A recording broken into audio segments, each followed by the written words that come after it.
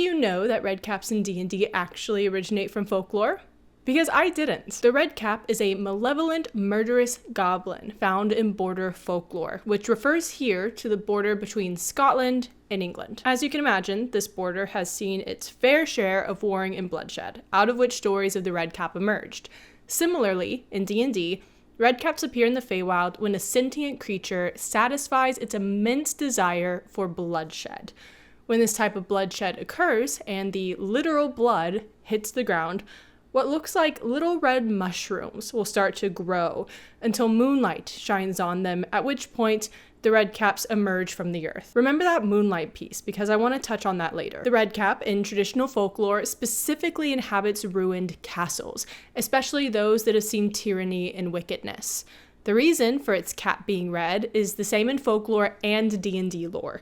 It's been soaked in the blood of the red cap's victims. While variations of this creature do exist, for the most part he's known to be inherently cruel, throwing rocks at anyone who would seek shelter in his chosen castle. Presumably, the victim does not survive the stoning, and the red cap gets his cap refreshed. If their caps dry, the red caps themselves perish. Somewhat similarly in D&D, if they don't soak their hats every 3 days, they just poof out of existence. Luckily, they're motivated by murder and carnage alone, so they have an incredible work ethic when it comes to staying alive. Also similar in both folklore and D&D is the physical description of the redcap. From William Henderson's Folklore of the Northern Counties of England and the Borders, the redcap is a short, thick-set old elf with long, prominent teeth, skinny fingers armed with talons like eagles, large eyes of a fiery red color, grizzly hair streaming down his shoulders, iron boots,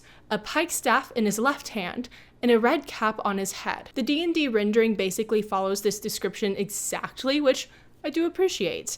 And am I alone in this, or are those boots kind of fire? I honestly didn't realize until researching for this video the extent to which D&D Fae were pulled from actual folklore.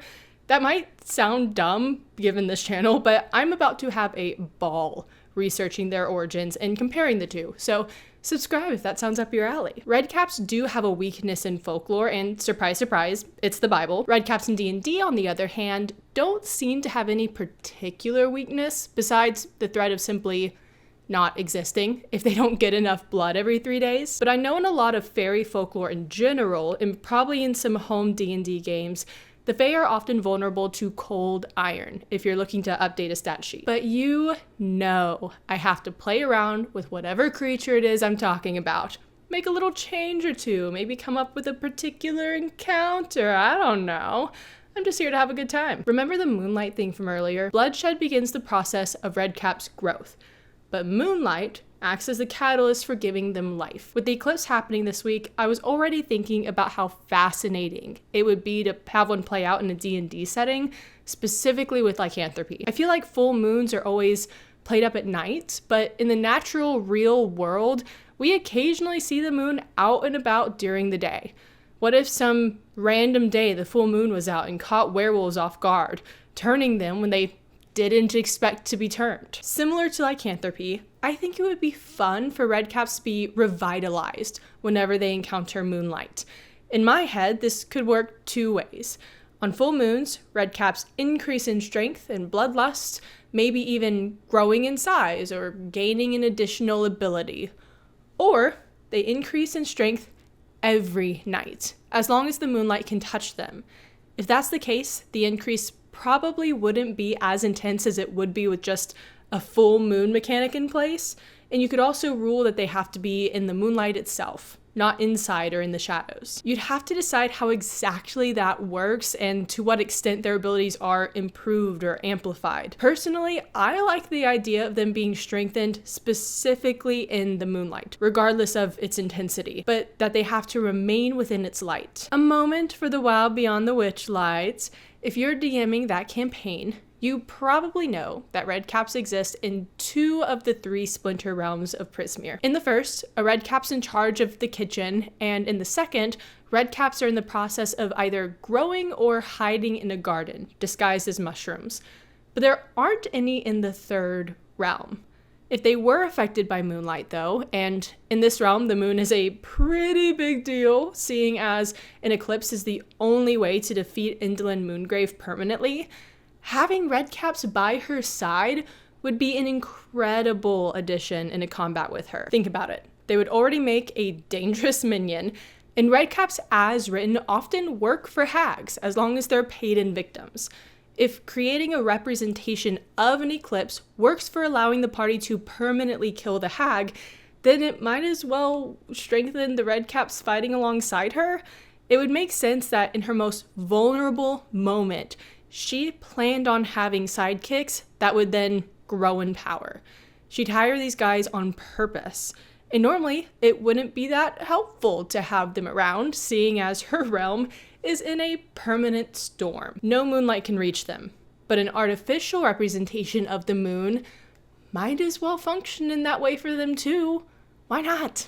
It's the Feywild. But this could throw a really fun twist at a party that's already met and fought a few redcaps.